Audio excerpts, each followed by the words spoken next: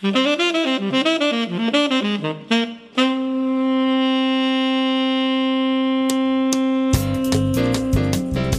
WAMU 88.5 at American University in Washington, welcome to the Kojo Nnamdi Show, connecting your neighborhood with the world.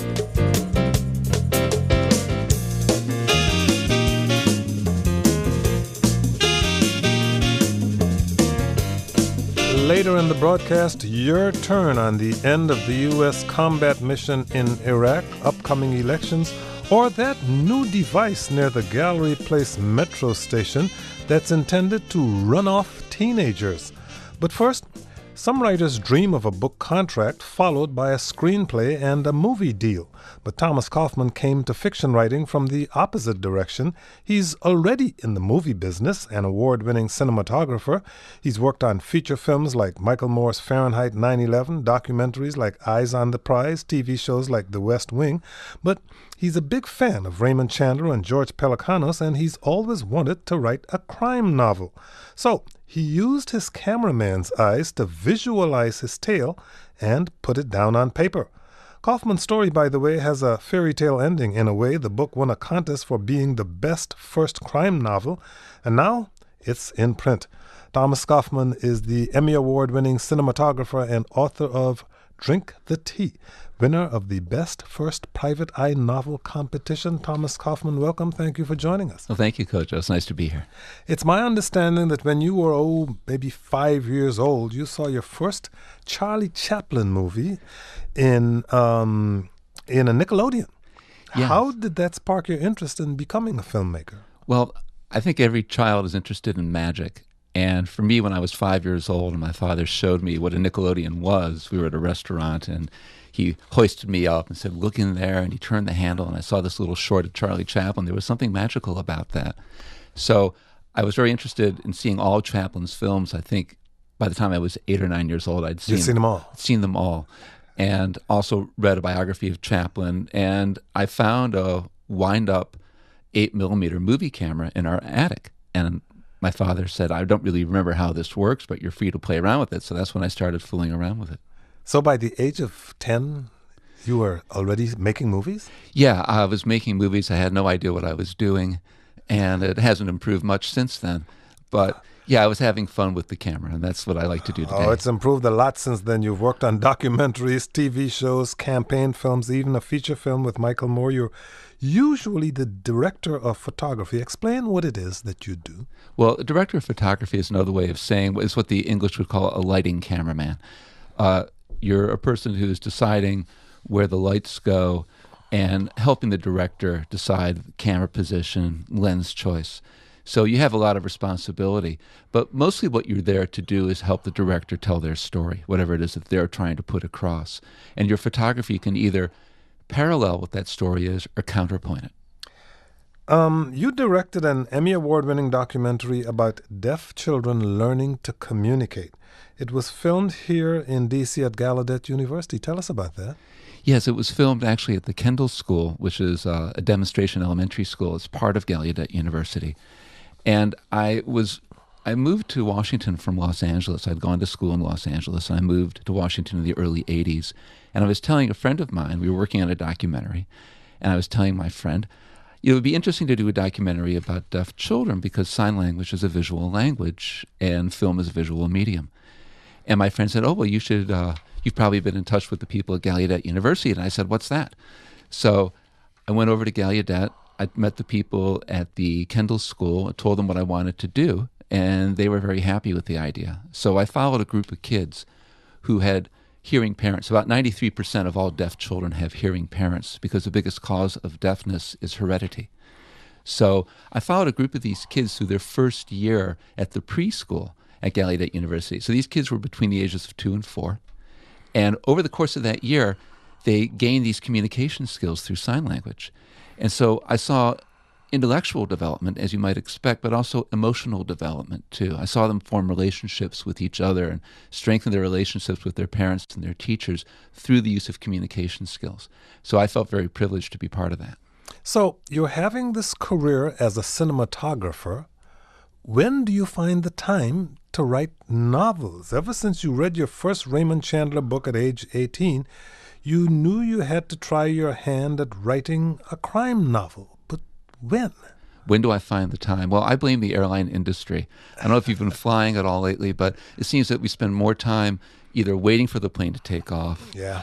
So I have a lot of time working as a cinematographer. I travel a lot, and I have a lot of time to spend in airports and on airplanes and in hotel rooms. And I was working along as a cinematographer and quite happy and still love the job.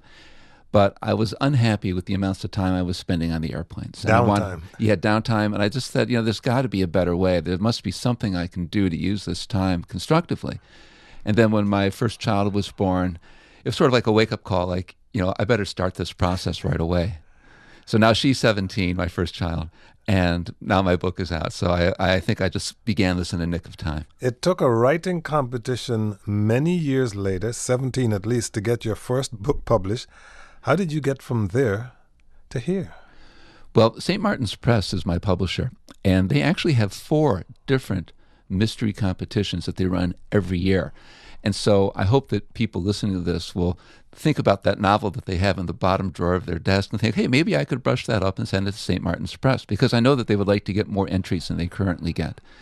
I had heard about this contest by taking a class at the Bethesda Writers Center.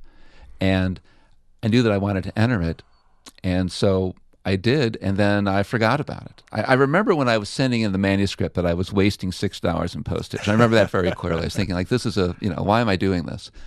And also the person who was judging the manuscript was the founder of the Private Eye Writers Association, a guy named Robert Randisi. And I thought, well, I'm sunk. There's just no way they're going to like this. And then I forgot about it. And I was in Wisconsin. I was filming a commercial, and my phone went off, and I silenced it because I was in the middle of a shot. And then I picked up the voicemail, and it was my editor, Ruth Cavan, saying, I have some wonderful news for you, but you're going to have to call me to find out what it is. Well, it was Friday afternoon. By the time I called them, they had already closed for the weekend. So I spent all weekend thinking about it. Then I called them up on Monday, and they said, yes, it's you. You're the competition winner. So I drove home, and I told my wife, I have to go to New York right away. And she said, why? I said, well, I think they have a different Tom Kaufman. They can't be me. So I drove to New York, and they said, no, it's you. You can go back to D.C. It's okay. Whoa. Well, congratulations on that. Well, thank you. How did you come up with your private eye, Willis Gidney? Willis Gidney is a born liar. He's a scam artist. He grew up without parents or a home. Now he's a PI walking the same D.C. streets that he grew up on, and he has a fascinating name, which I won't reveal unless you want to, how he got that name. Well, how he got the name is something that you can find out about in the book. Thank you. But it's safe to say it's not the name that he was born with. And Willis Gidney. Yeah, Willis Gidney. And I think that part of the reason that he came to being is from me working on a lot of different films. I worked on a film with a Washington filmmaker named Ginny Duran called Promises to Keep, about Mitch Snyder and the Creative Center for Nonviolence. Mm-hmm. So I spent a lot of time with homeless people. I've also shot and directed a number of shows for Discovery Channel about cops. So I spent a lot of time with policemen. And I also have this love of the private eye form as a genre. To me, it's like it's an inexhaustible genre. So those things combined together. Also, I have a good friend who went through D.C. foster care and juvenile justice. And she told me some stories that were just amazing. I mean, they were horrible stories, but also terribly interesting, and they were dramatic. And I thought this would be interesting for a character to have this kind of background and do this kind of work would make him different from a lot of private eyes that I'd read about. We're talking with Thomas Kaufman. He is an Emmy Award-winning cinematographer and author of Drink the Tea, which is the winner of the Best First Private Eye Novel competition. You're a big fan of jazz music, and you've described writing crime novels as a lot like playing jazz. Lots of improvisation, lots of mood. Yes, that's right. Well, first of all, you should know that, as you know, jazz is an American art form. But also the private eye story is an American art form. The very first one was written by Edgar Allan Poe, who was a native of Baltimore, and it's called The Murders of the Rue Morgue. And it featured Auguste Dupin. This is a private investigator. So if you start with the consideration that both jazz and the private eye story are American art forms, the other thing that links them together is improvisation. And I've spoken with great writers like George Pelecanos and other writers who've told me that they don't plot out their books. Donald Westlake, Ed McBain. These are guys who sit down and they figure it out as they go along. And in a way, that's a kind of improvisation also. So I feel that these two are closely linked. And also there's, I think there's a lot of linkages between listening to a piece of music and reading something in a book. I think they're similar experiences in some way. It's a little scary, though, the fact that you're embarking on a mystery novel in which the mystery has to unfold, in which it's ultimately going to get solved, in which you have to maintain the reader's interest right through, but while you're writing it, you don't quite know where it's going? That's right. But one of my favorite writers is a fellow named Lawrence Block, who said, if the writer himself doesn't know what's going to happen next, chances are the reader isn't going to know either. So you have that advantage going for you. Yeah, but doesn't it make you, nervous? Doesn't it make you tense? It does. And the thing about staring at a blank computer screen or a blank sheet of paper and thinking, well, I have to put words on here somehow that makes sense, it is a little nerve-wracking. But on the other hand, here, when I'm working as a cameraman, I'm carrying, hundreds and hundreds of pounds of gear everywhere I go.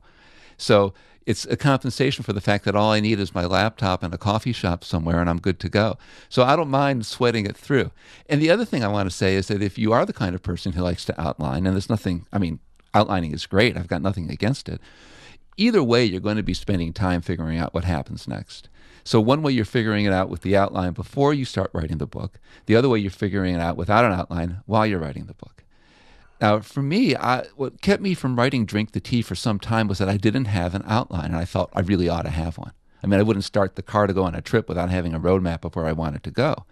But because it was keeping me from writing the book, I decided, I've read so many of these books at this time that in a way, unconsciously, I've programmed my brain to think this way. So I'm just going to start writing words and let it happen. I contrast that with the Pulitzer Prize-winning novelist Edward P. Jones, who writes the entire book complete in his head before he even sits down at the keyboard. Yes, and you just named one of my favorite writers. I think it's interesting, Edward P. Jones and George Pelecanos, both Washington writers who may be two of the greatest writers in America. We're going to take a short break, and we'll come back to our conversation with Thomas Kaufman, who may be one of the greatest writers in America, but this is just his first novel. It's called Drink the Tea.